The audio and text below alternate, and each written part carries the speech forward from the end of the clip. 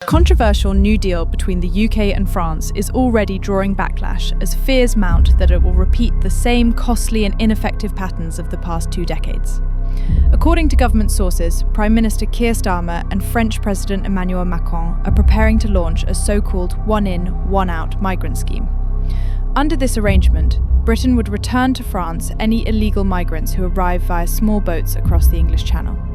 In exchange, the UK would agree to accept asylum seekers who claim legitimate family reunification rights in Britain.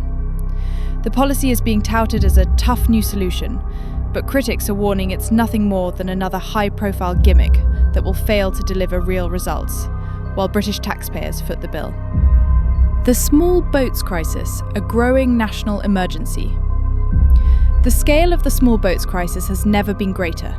So far, in 2025, over 18,000 illegal migrants have crossed into the UK from France, a staggering 42% increase compared to the same period in 2024. Last year ended with nearly 37,000 illegal arrivals, up 7,000 from the previous year.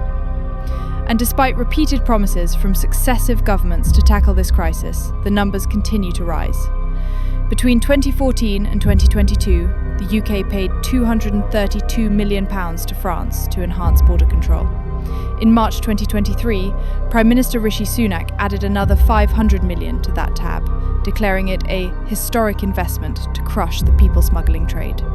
That's a total of £732 million, spent with little to show for it, other than headlines and handshakes.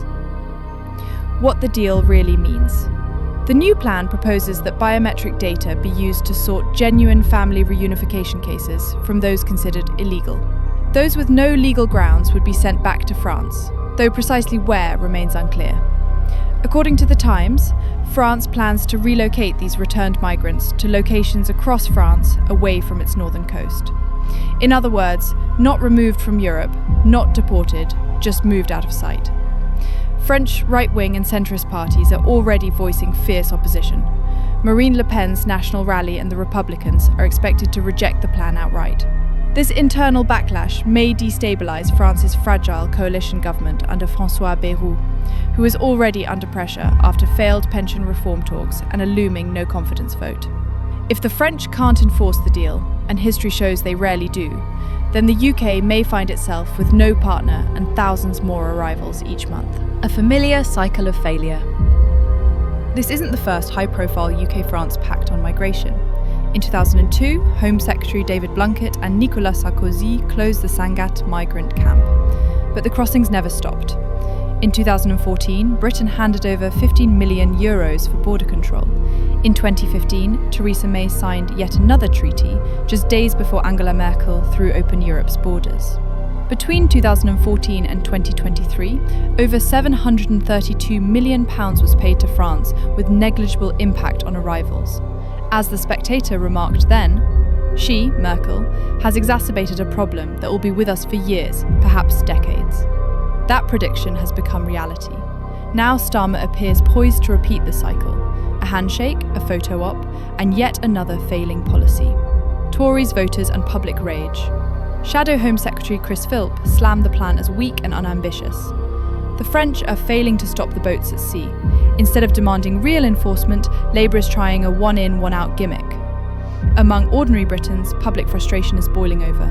Many feel betrayed, having trusted government after government to secure borders, enforce immigration laws and protect the economic, social and cultural stability of the country. Polls show a surge in support for parties promising stricter immigration control. The Reform Party, under Nigel Farage, is gaining momentum with a message that taps directly into the fury of disillusioned voters. With thousands arriving illegally every month and hundreds of millions already spent on failed enforcement, Britain faces a stark question. How long can this continue before the system breaks entirely? Starmer's one-in, one-out plan may be presented as a solution, but for many it looks like the same old story. Bold words, weak action, and yet another missed opportunity to protect the nation's borders. The summer is here, the weather is good, the traffickers are waiting, and Britain once again appears dangerously unprepared.